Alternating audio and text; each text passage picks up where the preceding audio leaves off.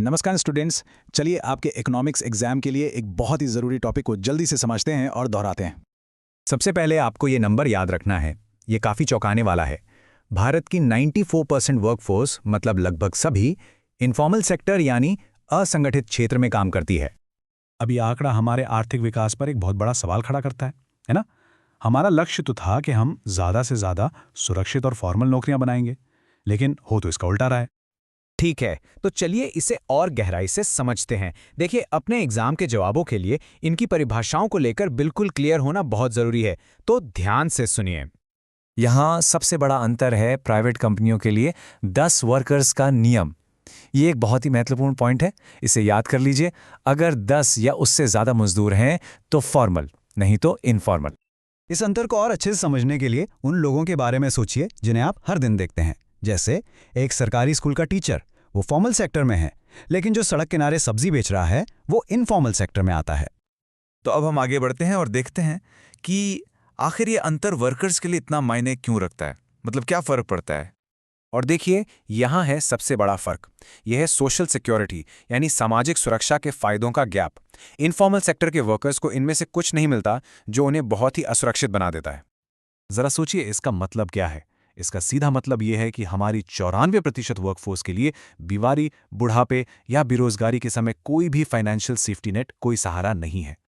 और यहीं से हम आपके एग्जाम के लिए एक बहुत ही महत्वपूर्ण कॉन्सेप्ट पर आते हैं। यह है इनफॉर्मलाइजेशन की समस्या। इसे आसान शब्दों में समझते हैं। इसका मतलब है कि नौकरियां ज्यादा सुरक्षित होने के बजाय और कम सुरक्षित होती जा रही हैं। ये एक ऐसा ट्रेंड है जो उल्टी दिशा में जा रहा है। इसी को इनफॉर्मलाइजेशन कहते हैं। और हैरानी की बात तो ये है कि हमारी आर्थिक योजनाओं में ठीक इसके उलट उम्मीद की गई थी। प्लान तो ये था कि जैसे जैसे देश तरक्की करेगा, इनफॉर्मल सेक्टर छोटा होता जाएगा। पर हुआ क्या? वो तो और बड़ा हो गया। ये हमारी विकास की रणनीति में एक बड़ी असफलता को दिखाता है। ये चार्ट देखिए, ये समस्या की गंभीरता को साफ साफ दिखाता है। जरा देखिए कि फॉर्मल सेक्टर कितना छोटा है, सिर्फ 6%। चलिए अब जल्दी से कुछ आम गलतियों पर नजर डालते हैं जो स्टूडेंट्स इस टॉपिक पर कर देते हैं, ताकि आपके नंबर ना कटे।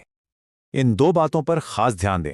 पहली, इनफॉर्मल सेक्टर का मतलब सिर्फ दिहाड़ी मजदूर नहीं है। इसमें लाखों किसान और वो लोग भी शामिल हैं जो अपना खुद का छोटा मोटा काम करते हैं। और दूसरी बात, इनफॉर्मल काम गैर कानूनी नहीं होता, बस वो बिना किसी सुरक्षा और नियम के होता है। ये क्लैरिटी आपके जवाब में दिखेगी तो एग्जामिनर पर बहुत अच्छा इंप्रेशन पड़ेगा। बहुत बढ़िया। चलिए अब सब कुछ एक फाइनल रिवीजन समरी में माथे हैं, ताकि सब पक्का हो जाए।